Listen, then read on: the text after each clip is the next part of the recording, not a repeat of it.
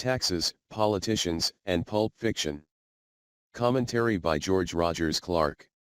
According to Arthur Laffer Center, in a 2011 Wall Street Journal article, the annual cost to taxpayers to operate the IRS is approximately $430 billion.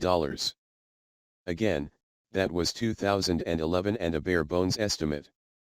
An actual, full accounting in 2015 would likely be much higher.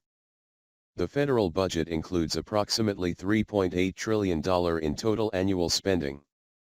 The cost to operate the IRS is a sizable portion of that amount. It cannot be overlooked. Here is another perspective. A July WSJ report said that the federal budget deficit for the past 12 months was at $431 billion, the lowest in 7 years. In other words, the annual cost to you and me to fund the IRS operations is currently equal to or more than the entire annual deficit. Why is the cost of the IRS so high? In April of 2014, the tax code that applied to the 2013 tax year was approximately 74,000 pages. Even veteran tax professionals do not attempt to say they understand it all. Additionally, it is a federal agency. Federal agencies are always good at growing. They acquire more people, more buildings, more computers, and bigger budgets. Oh yeah, don't forget the necessity for more parties and South Sea retreats. We want our tax dollars to go for a better nation instead of more tax collectors. Where are the politicians on this tax issue? The short answer is that Congress isn't talking about it much. They should be. It's their job. However, in every election cycle, presidential candidates talk about it. This time is not different. I like to think of the so-called tax plans of the various candidates as pulp fiction. This is where I will probably make a few people angry by not endorsing their favorite candidate's tax plan. Here goes. Please don't shoot the messenger. Donald Trump picked up a few ticks in the polls recently by announcing his tax plan. Let me paraphrase how many Trump fans reacted. See, the Donald is really for the people. He said he would cut taxes. He said that would make business and the economy take off again. Don't go off on me. Trump is just an example. Almost all of the candidates have talked about their tax plan. Most have the orator skills to make it sound good.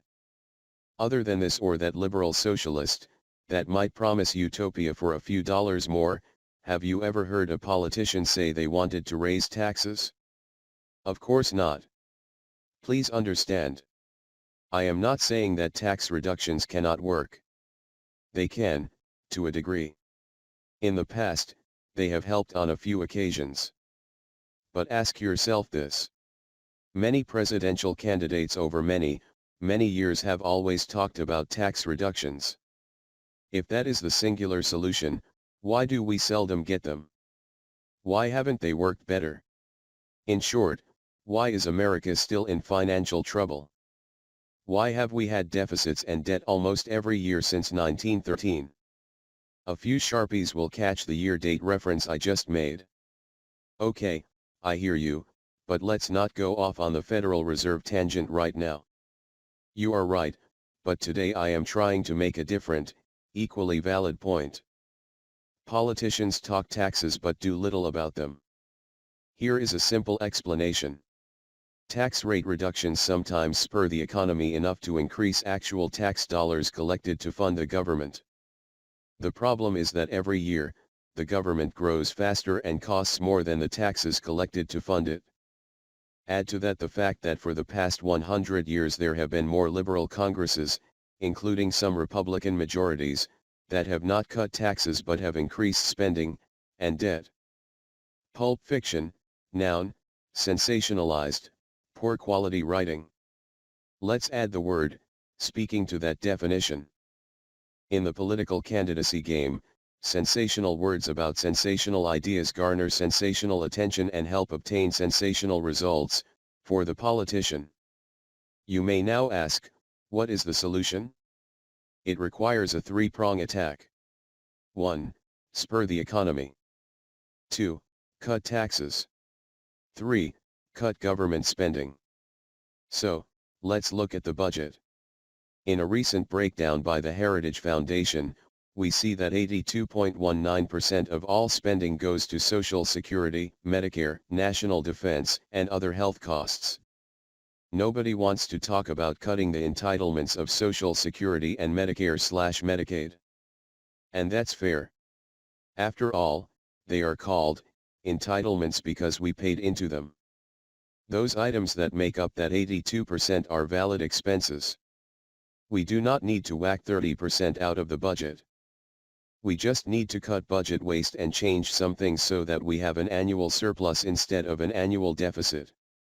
We need that annual plus factor to pay down the existing debt and make America the greatest, most financially sound country on the planet, again. And here is how we do it.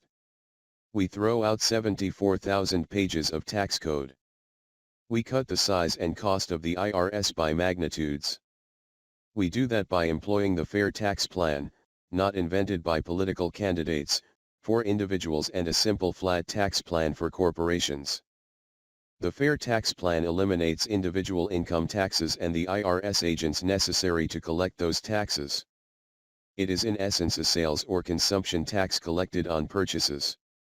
With these plans, everyone pays a lower rate, but everyone pays. No one can hide.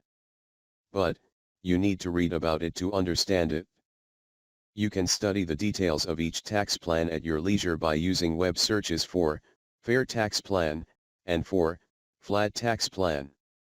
The change in total dollars of tax collected and the accompanying economic boost from the tax rate reductions should be dramatic and positive. Remember, under a flat tax plan for corporations, they would no longer have tax loopholes. No longer would the companies with the best tax lawyers make the largest net profits. However, tax deduction incentives could be made available for corporations. These should only apply to conduct that is good for all of America. For example, how about an incentive for increased numbers of long-term employees? Also, research and development should always be rewarded. Then, if we merely cut a lot of waste from government spending, we should be able to save Social Security, etc., and still balance our budget and reduce our national debt. Prosperity for all. For me, there is only one tax plan that is not pulp fiction sensationalism. Only one that is more than the same old rehashed empty promises we have heard for decades.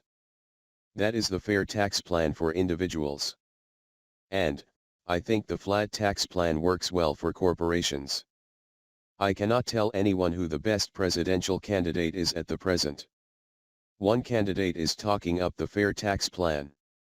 Mike Huckabee has talked about it on several occasions. Now for my closing argument. I sincerely believe that the simple, three-part solution I have proposed could make America prosperous again.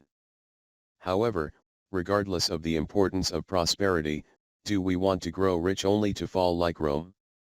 The Lord wants His people to be prosperous, but He would rather we eat dirt than defy His laws and reject His love. His solution must come first. It can be found in the book of 2 Chronicles, 7:14. Thank you for your time. George Rogers Clark. www.dailyt.us